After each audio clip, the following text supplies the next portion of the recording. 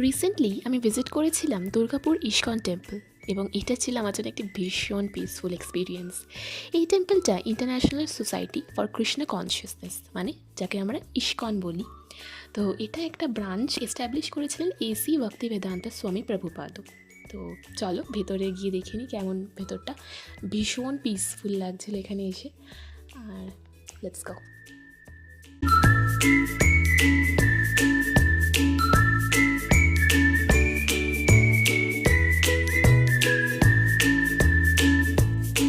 ভেতরে খুব সুন্দর পেন্টিং করা ছিল এই ব্রাউনের ওপরে হোয়াইট দিয়ে বিভিন্ন রকমের মন্ত্র লেখা আছে, তারপর অনেক রকমের ছবি।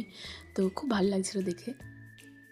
এখন টেম্পলে চলছে একটা স্পেশাল ফেস্টিভ্যাল যার নাম ব্রহ্মা উৎসব। এটা চলবে 4 মার্চ পর্যন্ত। তো এই উৎসবে পুরো টেম্পলটাকে ভীষণ সুন্দর করে সাজানো হয়েছে, তোমরা দেখতেই পাচ্ছ। প্লাস ভক্তি কীর্তন আরাধনা রাত দিন এটা হতে থাকে। আর যারা ভক্তরা আছে তাদের নতুন জামা শৃঙ্গার এসবও দেওয়া হয়। তো এই সময় যেতে পেরে আমার ভীষণ ভালো লাগছিলো, কারণ কি এনভায়রনমেন্টটা এত সুন্দর করে সাজানো।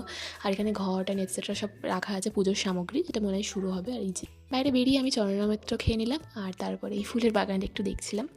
মানে তোমরা বিশ্বাস করবে না, বাইরে রোডে এত গাড়ি ঘোড়া যাচ্ছে, প্রচুর লোকজনও যাতায়াত করছে, বাট ভেতরটা এত শান্তি এত শান্তি। মানে যারা ইস্কন টেম্পল ভিজিট করো তারা অবশ্যই জানো। আমি করেছিলাম ফার্স্ট কলকাতাতে, আর এখন করলাম দুর্গাপুরে। এই ছিল আমার এক্সপিরিয়েন্স।